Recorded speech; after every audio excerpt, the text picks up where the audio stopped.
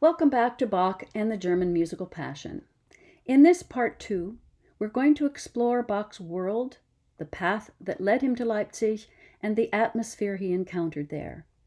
And then we'll talk about Bach's passion setting of the Gospel of John for 1724 and why it got him into hot water.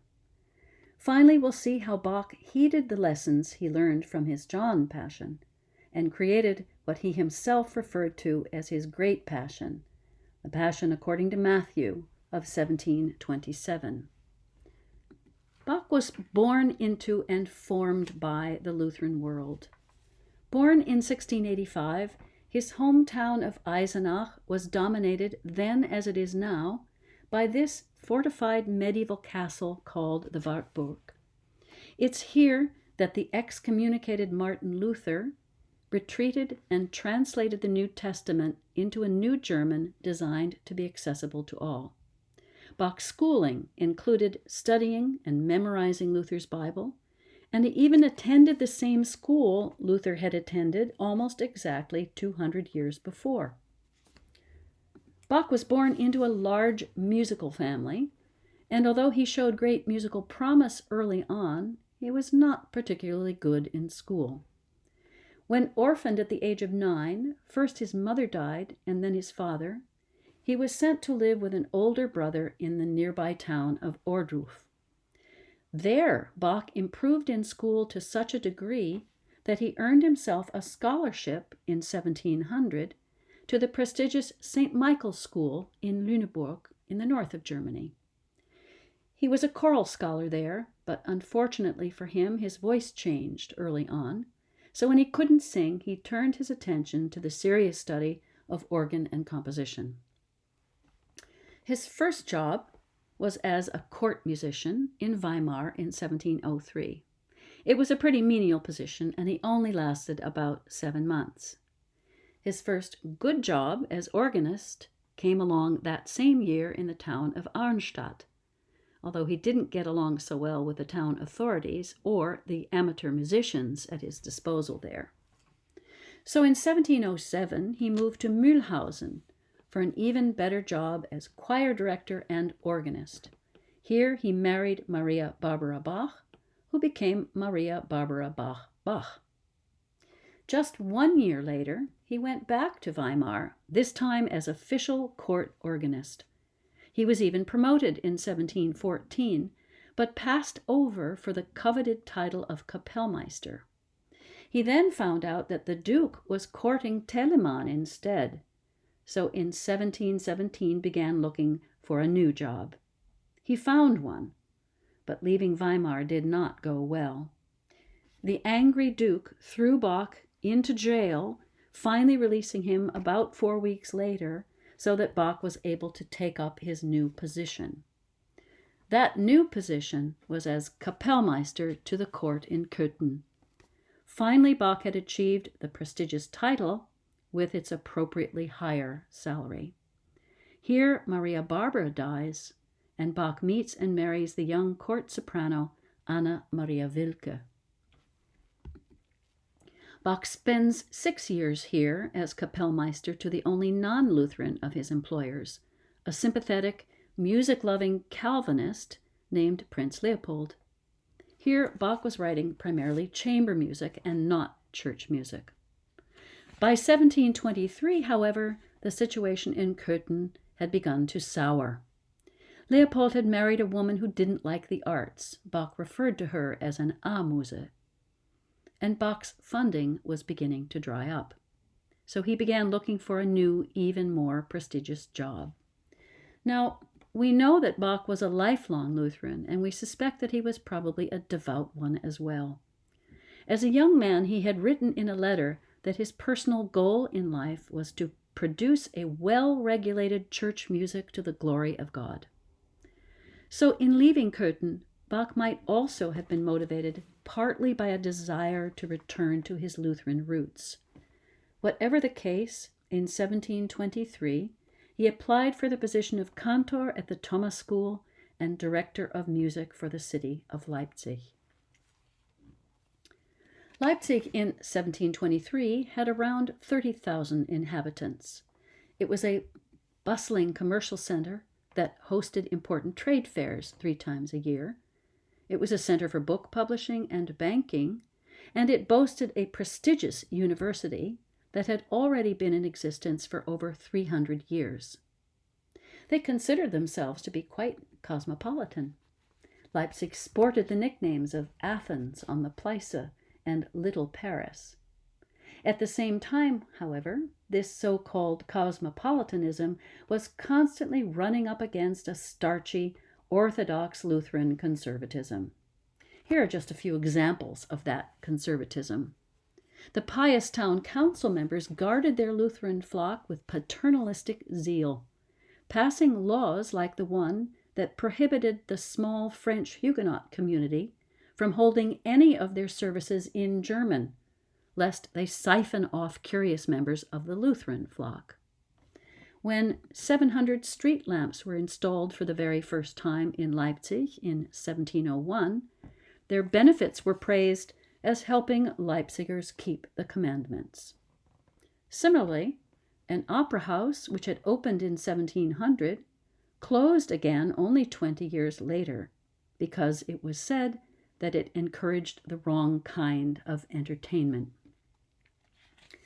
Bach's entry into Leipzig was not altogether smooth. He was the third candidate behind Telemann on the left and Graupner on the right. Both had university degrees. Furthermore, they were from Leipzig University, while Bach had no degree from anywhere. Both were well-known established composers, whereas Bach was not so much at the time. The status-obsessed town council settled on Bach only after these two declined.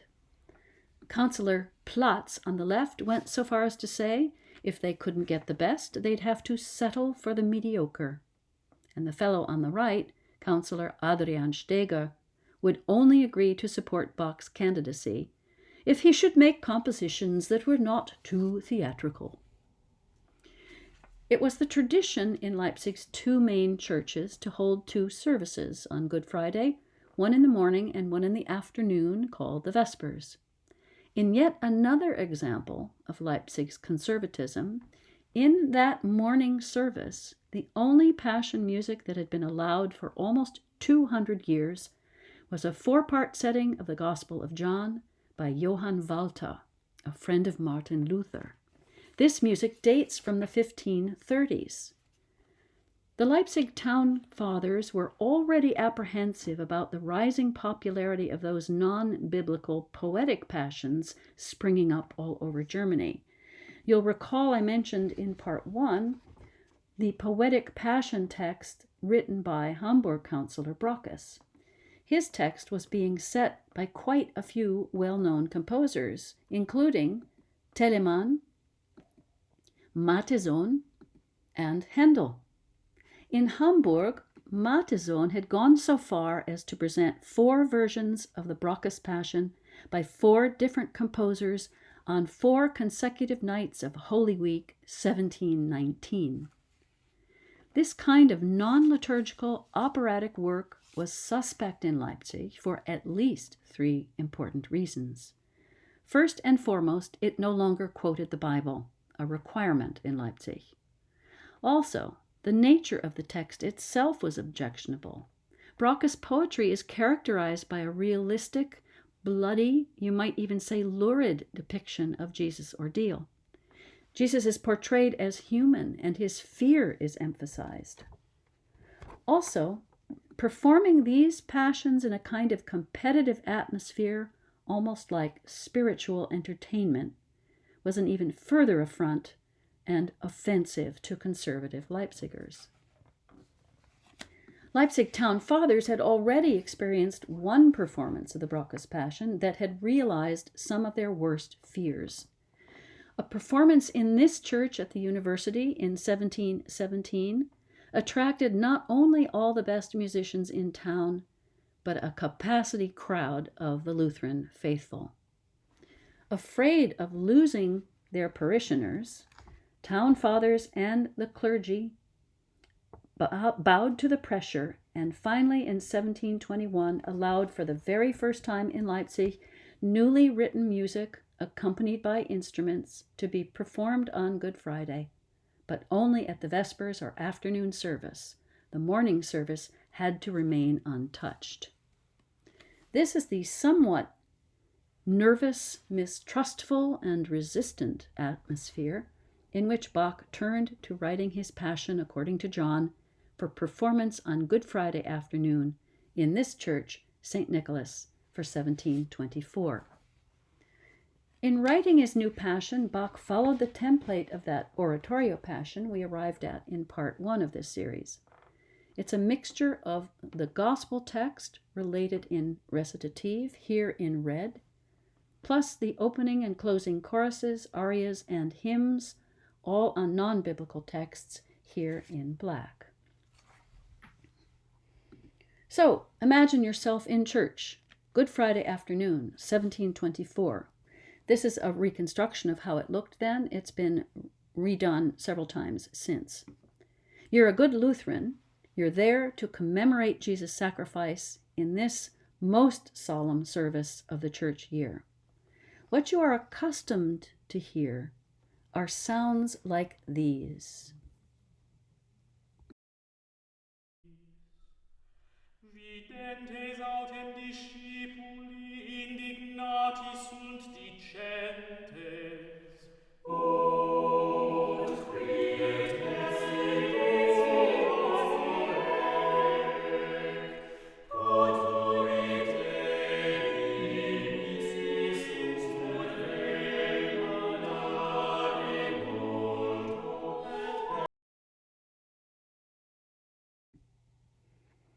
But what you actually hear is this.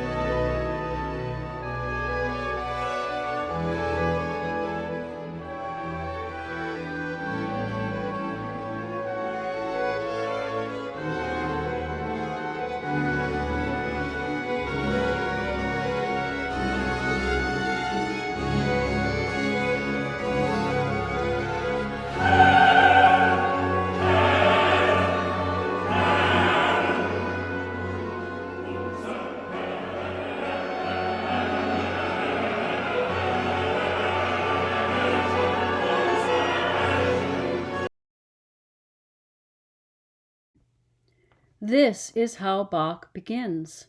It's like movie music. We immediately feel the sense of foreboding, the pulsing bass, the murmuring in the strings, the dissonances in the winds. These all contribute to the sense of uneasiness. It's like an impending storm. Then the choir enters with Herr, unser Herrscher, Lord, our Lord, whose glory is magnificent in all the earth. This is an impassioned cry to heaven, fully and colorfully orchestrated. The congregation had never heard anything even close to this on Good Friday in either of the town's main churches. Bach then continues, as we would expect, with the gospel narration from John chapters 18 and 19 in recitative. This is the evangelist's first speech from Bach's autograph score. Part 1 describes the events beginning in the garden and ending with Simon Peter's 3 denials of Jesus. Here Bach inserts a short quote from the Gospel of Matthew, describing how bitterly Simon Peter weeps. This small insertion inspires Bach to write what can best be described as a stormy, unsettled aria, which beautifully depicts the tortured soul of Peter. This is Ach mein Sinn, O my soul.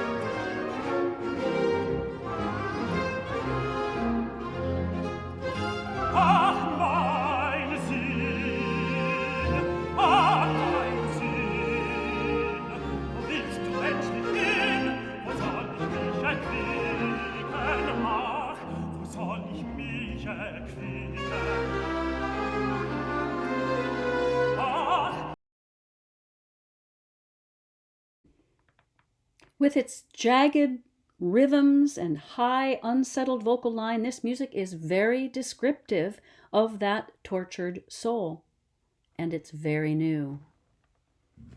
After the sermon, part 2 takes us from the trial to the burial at the tomb, but the action escalates, and Bach also picks up the pace, and he does it largely with the chorus. So far in part 1, the chorus has served as high priests and Roman soldiers in those crowd scenes. They've also acted in the chorales as faithful believers, stand-ins, if you will, for the congregation. Now, in part 2, they not only continue to act as faithful believers, they also act as Roman soldiers casting lots for Jesus' clothing, but importantly, they become an angry mob demanding Jesus be put to death. These mob choruses are startling in their intensity, and they drive the action forward to the inevitable crucifixion.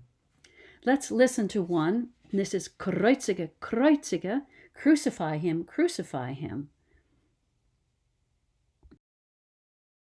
Schrien sie und sprachen,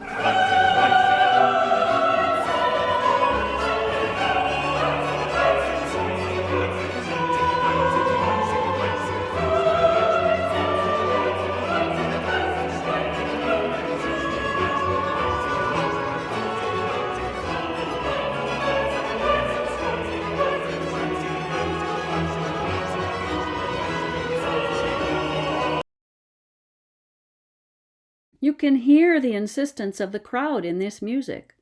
Things get even more feverish as, a few minutes later, Bach repeats this chorus with slight variations. Let's listen.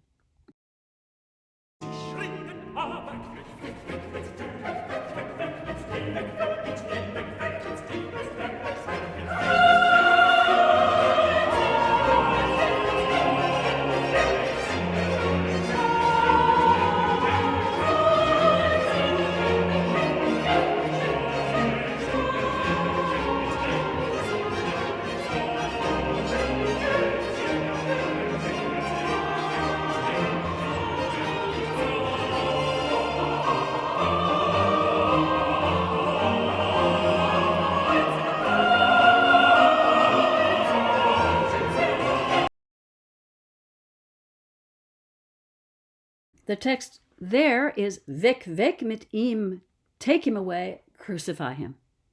In these choruses, Bach has drawn in music a very clear picture of a pushy, frenzied mob.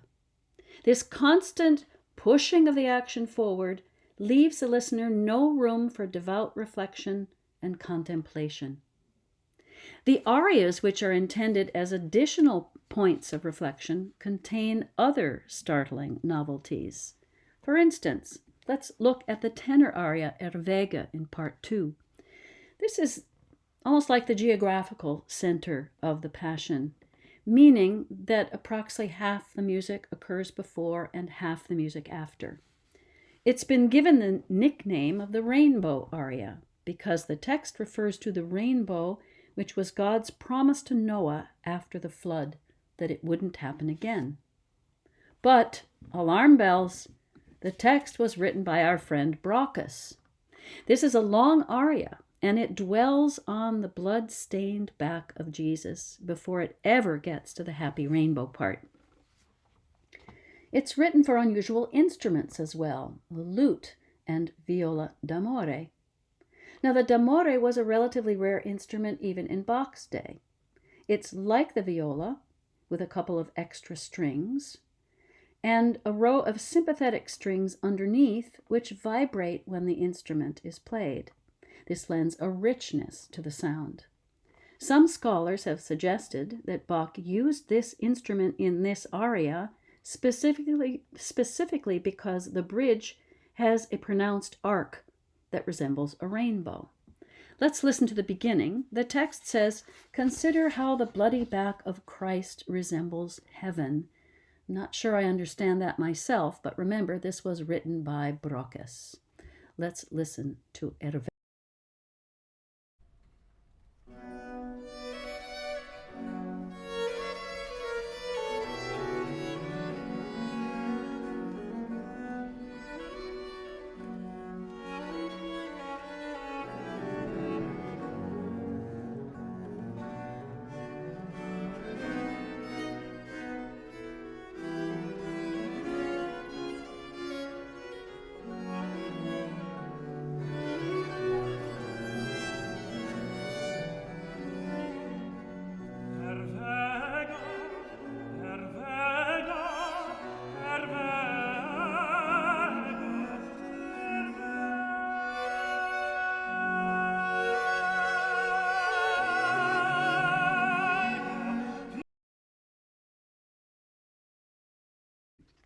That's just the beginning, and as I mentioned, it goes on for 4 minutes.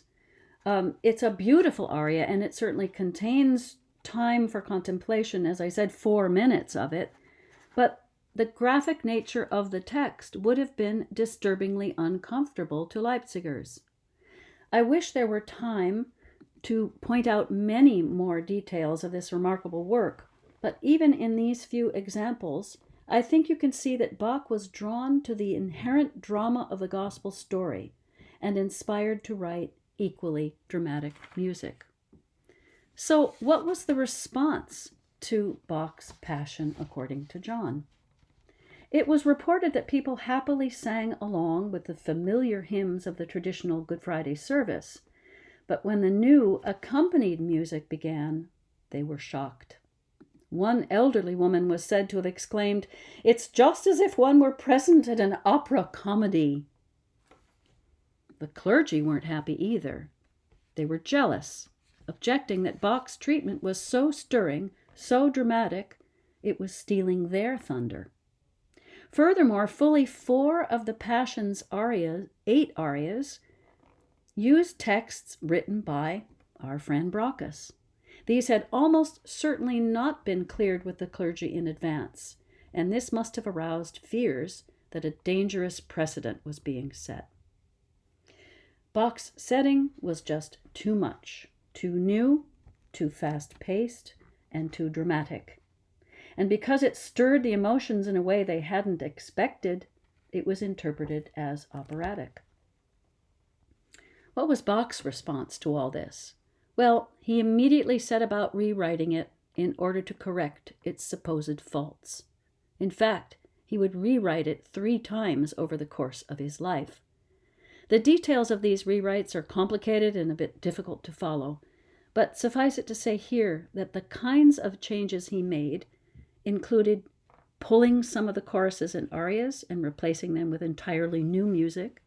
He tried inserting instrumental interludes, and he even pulled out the descriptive quote from the Gospel of Matthew. There are actually 2, because these were probably not clergy approved and may have represented a dangerous mixing of the Gospels. By the time Bach turned to setting the Gospel of Matthew for Good Friday, 1727, he'd had another couple of years to train his congregation, to get them accustomed to the kind of music he would write.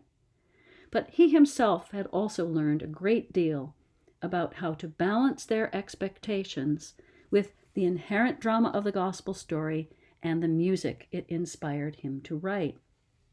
So how did he tackle this new passion? First, Bach addressed the text. Alongside the gospel text required by Leipzig tradition, Bach teamed up with a librettist this time, the 27-year-old writer who went by the name of Picander. This gave Bach a single, unified voice of appropriately sober and non-sentimental texts for the non-biblical portions, especially the arias. Then Bach addressed the arias. There are 13 of them, spread evenly throughout the Passion, and they are accompanied by a rich and colorful variety of instruments. These arias invoke a gamut of emotions, but they allow the congregation to experience these emotions, but through a second party, that is, the aria singer. Unlike operas where emotions are stirred up to keep you in the drama, here the arias actually pull you out of the drama and allow you time to stop and reflect. This was an essential element missing in the St. John Passion, but finally present here. Another element that Bach addressed were the choruses. Because of the larger capacity of St. Thomas Church, the venue for the first performance, Bach was able to increase the number of performers, dividing them into 2 choirs, each with its own full orchestra. And he used these choirs in a beautiful variety of ways. They sometimes sing together in 8 or even 9-part harmony for the large choral movements. They are sometimes divided to sing to each other as if in conversation, or they might sing alone, interrupting a solo aria or a duet with commentary or questions. They also serve a very important function in the many familiar chorales that are sprinkled liberally through the Passion. Here they represent the congregation in this familiar act of communal worship. One of these chorales, in particular, Bach uses 4 times throughout the work, and it has come to be called the Passion Chorale. It is O Haupt voll Blut und Wunden, O head full of blood and wounds. Let's listen to it.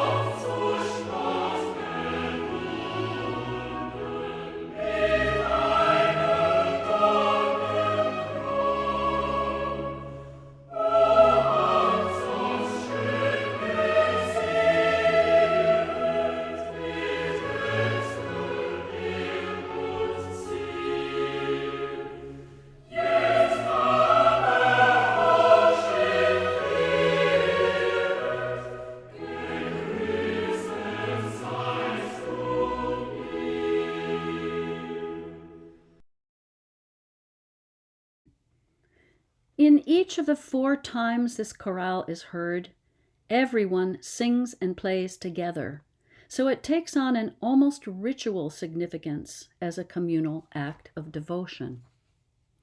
The first performance of Bach's Matthew Passion took place Good Friday, 1727, in this church, St. Thomas, and it did not seem to inspire the same objections as his John Passion had 3 years before.